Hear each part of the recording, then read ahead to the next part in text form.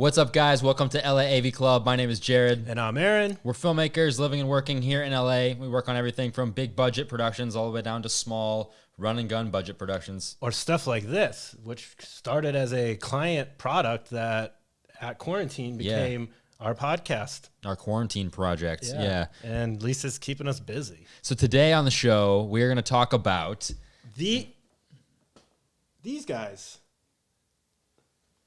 No, back it up. Right here. There you go. Which camera? That one. My camera. No, that's out of focus. There you go. These guys. Yeah. The Rode Wireless Go. Yep. Rode Wireless Goes. Great naming convention. Exactly. Just like everything Rode does. You can probably sit on the table now.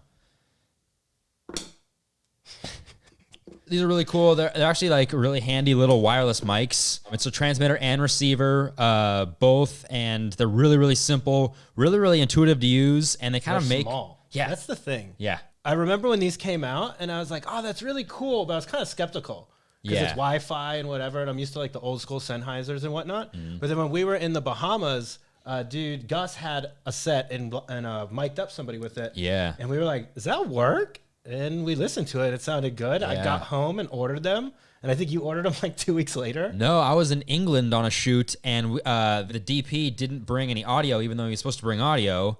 So we had to go into London in the middle of the night, and we found a camera store which had these. And I was like, oh, well, let me get some. We need audio. And like, these are really great. So I kind of bought them, you know? Yeah. And then once I started using them by myself, for both of us, actually, when we started using them, it's like, that just became my default. Yeah. And for a while, I'd bring Sennheisers as a backup, and now I don't even bring them anymore. Yeah. I think you should probably still bring a backup anyway, but, you know. How many people have two lav sets? Besides you? Besides me and audio people. And Ben Chan? Yeah, actual audio people. I mean, just in case, I always bring a second lav. But yeah, I mean, well, there's a lot of different features that are really interesting about these. The number one thing is the price point for me, $200. Like for how small they are, and you're getting a full-on like wireless transmitter and receiver for audio. $200 is pretty crazy. $200 for this, which is awesome.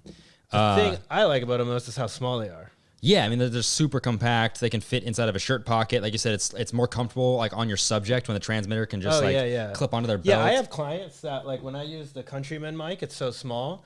And they're like, this is it. Yeah. There's no big radio Sennheiser. Pack that has to like fit somewhere in someone's pocket, or it never fits anywhere properly. Exactly. Yeah. The other thing that's really cool is they turn on, they auto pair. There's no like crazy menu system to deal with. Anything like that. Pretty plug and play. Very much plug and play. Yeah. Actually, haven't adjusted anything other than the decibel or the gain. You basically you can just cut on your decibels, and that's pretty much it. They say they have a range up to 250 feet. I've found going beyond 50 feet is maybe questionable. It also depends on kind of where you are, and sometimes bodies can even block it. But in real life, I think once ever has it actually cut out. Yeah. And I've had, as a comparison, the Sennheisers, this is triple the size and weight on each end. But I've had these not be able to use these at music festivals and stuff like that because of the radio frequencies and whatnot. There's too much going on, too many bodies, too many signals happening. Or maybe I could find a frequency if I knew how, or I have to bring this to site ops and get the frequencies approved, scanned and approved. Yeah. So it's like just using these, I could probably save myself an hour of work. Yeah, absolutely. And unlike with the Sennheisers, when you clip this onto the hot shoe, this takes up all the real estate you have on top of the camera. On a DSLR, that's like the whole camera. Exactly. Where those are tiny. Yeah, this has the clip that can go onto someone's belt or anywhere, but also this slides directly into a hot shoe, which is super awesome and super convenient. And it only takes up not even an inch of space. Yeah. Would I want to put this on something, or would I want to just use that? Exactly. That's what just that's right. It's funny because there's we've used them with C300 Mark II. Yeah. And it's like a $20,000 camera package, and it's pretty big with a big cine, like a zoom lens and everything. And then this is the little tiny thing on the back. Audio. Yeah. Like the audio is the handle. It's just this little tiny piece. The only three things about this mic system that I don't like is number one, the look. It has kind of like you pointed out earlier. It has this like really like glossy top. Yeah, it should just be matte black. Yeah, it should be matte because it catches light. Yeah. So if this is in someone's pocket, if the transmitter's in someone's pocket, you know, it can catch the light. It can show up on camera. Yeah. It'd just be better if it was more hidden. Exactly. But that's what's even funny too. This thing on the back, the clip has their logo, and So now I have to Greek their logo off. Exactly. It's like you made a product that's meant to be on camera, and I get it, put your logo on it. Branding, yeah. But we can't, so now I have to put tape over it. To block it out anyway. Yeah, exactly. Otherwise it would just be a nice little clip. Exactly. You know, it just looked like this nice clean clip. Yeah. You can have Rode on the front. It's just like they did the same thing. They have a stick mic thing. It's like a stick mic attachment, and this goes in it, and a foam piece goes over the top, and it says Rode in really big letters on it, and it's like cool. So now I can't use your stick mic, or I have to tape it or turn it around, or like. It's like, just stop putting your logo in places that are going to be on camera. Everyone. Yeah. The only other things I don't like about this are it tends to not be able to... It's made in Australia? I mean, I don't have anything against Australians. Dana was cool. You know what I'm saying? Go check out Dana Cherry's episode on our YouTube channel. Where you already are watching this one. I wanted to go into more an Australian joke, but I don't really have one. Yeah, the only other things I don't like about this mic system is the built-in mic handles a human voice like pretty well. Anything that's louder than a human voice, the mic can't handle it. It just clips. Yeah. And the receiver, this is the receiver. On the receiver, you can cut the decibel level even at the lowest decibel setting. When you go to record like a car engine, for example, it just overblows it. Whereas if you had like kind of like a bigger mic, you could actually get like internal engine compartment audio. Yeah. But anything beyond a human voice, it tends to not be able to handle. It's just too loud. Yeah. All right. Well, I've only used them for like interviews and stuff. Which I think for that it's perfect for. Yeah, interviews is great.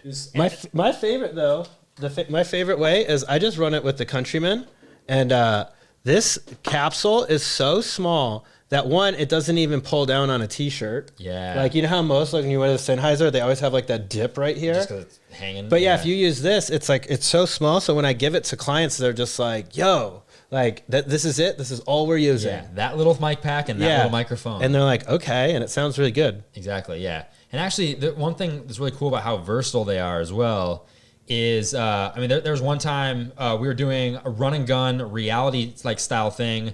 And for whatever reason, we couldn't run audio directly into camera. I think like the jack on the camera was broken. When you buy the kit, it comes with a 3.5 millimeter like headphone jack.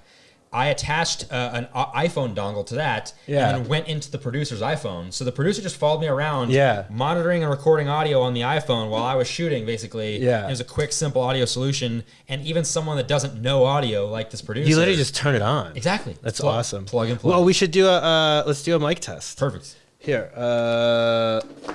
let's do it this way. That's the one. This one. Yeah. Right. I have one over here. Cool. I'm gonna duck my mic. I gotta hold this down. Now I think you're live. Let me try it. Let me see the headphones though. Cool. Clip it on your shirt like where you'd wear it. Good idea. Good idea. All right. So check 1, 2, 3, 4, 5. This is the internal mic on the Rode Wireless Go. Yeah, it sounds pretty good. Yeah. There's a little bit of room, but I mean, what are you gonna do? It's not the greatest mic, but it's good. It's usable. It works well. Try it with the Countryman. This guy. Oh, perfect. Yeah. Yeah, I can already hear the difference. I'll put it like the same level. All right. So check 1, 2, 3, 4, 5, 6, 7, 8, 9, 10. This is the Countryman paired with the Rode Wireless Go. Yeah, and that's clean. What about this? Try it. Oh, with the Sennheiser? Yeah, let's try the Sennheiser mic just to see. Why not? No, plug the mic in. Oh, cool. Yeah. All right. So. Yeah. Good. Yeah. So it's hard for me to tell the difference in these two mics, to be honest. So this is the Sennheiser G3 with the Rode Wireless Go. It works better when you stop touching it all the time. This doesn't sound good? No. It doesn't sound good? What? Yeah, so I think the Countryman sounds better, but this sounds all right. Well, the Countryman's a more expensive mic. It's a lot nicer, a lot smaller. Exactly. Oh, you know what? Here, let's do this. Which one do I have? Here, you plug in your mic to here, and we'll do... I mean, I don't know what difference it would make, because it's just the audio, you know? Mm-hmm. Or the transmission, but let's test out this system. All right. Just as a reference. Because Sennheisers are like... The standard. Sennheiser's like the standard. Yeah. All right, this is the Sennheiser G3 transmitter and mic. I don't know why it's... Listen. 4, 5. Oh, I'm getting feedback. Oh, yeah, you got any feedback. That's because you're too close to your own mic. Talk. Check 1, 2. Whoa. Yeah, right? That's like dank meme shit. That's ear rape. Yeah, it's like an audio effect. Yeah. Anyways, well, I don't know why. Hold on, let's switch back. I'm gonna go back to the Rode. Here, okay, I'll go back to the Rode.